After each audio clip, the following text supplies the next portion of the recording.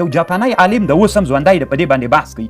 هغه وایي دا اوبه څه ده، د هر اوبو ته چې کومه خبره وکړي د هغه شکل د نور اوبو نه شکل بدل د خیر دغه جواب لږ اوږد سو لږ لنډ الفاظو کې چې زه تا پې باندې پوه کړم. ګوره یو ګیلاس کې د اوبه راواچولې، په بل ګیلاس کې دې واچولې، په بل ګیلاس کې داسې جګ کې چې هلته د هېڅ چا غږ نه وي، د اوبو ته وغږېږه چې وغږېدلې دا اوبه وې سه یخچال کې کېږده چې کله تا دا اوبه په یخچال کې کېښودلې دا هر مثلا یو ته دې داسې ویلې الرحمانو، بل ګیلاس ته دې بیا ویلې دا دې ویسته الرحیمو، بل ته دې ویلې المالکو، بل ته دې ویلې القدوسو، داسې دې مثلا ورته ویلې.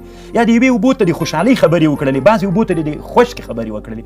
دا یخونه چې دي چې هلته تا یخچال ته ویولل چې یخ دې کړل، د هر یو یخ ځان ته بلورات مختاروي چې دا د فزیک مسله ده. یعنې زه خپله په دې یو اوږد تحقیق لرم او خوند راکېده. د قرآن د اعجاز دپاره یو علمي بحث ده. دغه اوبه چې یخ سولې رایوړه، په ټوله دنیا کې اوبو ته الرحمن ووایه، په ټوله دنیا کې اوبه یخ ته کېږده، شکل یو رقم ته شکل جوړیږي. په امریکا کې یو ګیلاس راواخله الرحمن ورته ووایه یخ ته یې کېږده، یو قسم نقش جوړیږي.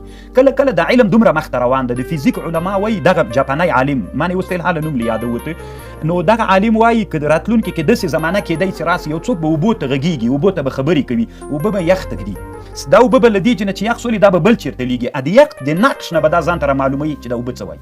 ډېره ګوره علمي مسله ده چې د اوبو د نقش نه به دا ځان ته رامعلوموي چې د اوبو ماته څه لنکي سړي ماته څه پیغام رالیږلی، یا به د یخ نقش ته ګوري، نقش نه به دی استدلال کوي چې یعنې ماتې څه ویلي، کوډ به وي. ډېر مننه کوم شیخ صاحب محترم. کوم طرف ته ځو، کوم طرف ته بیا دې نه وروسته؟ نو دې طرف نه به وروسته ډوډۍ ته لاړ شو، ستړي یو، نو ډوډۍ به وخورو بیا. ولکه خو دې به د خبره کړې شیخ صاحب محترم، ځکه چې تاسو هم تدریس هم وکړلو، انتظار مو هم وکړلو، مونږ هم څه مات ګډ سفر هم وکړلو، زمونږ تخنیکي ټیم همکاران به هم ستړي وي. ورځو عزیزانو لنډه دمه لرو، پس له دمې بیا راګرځو.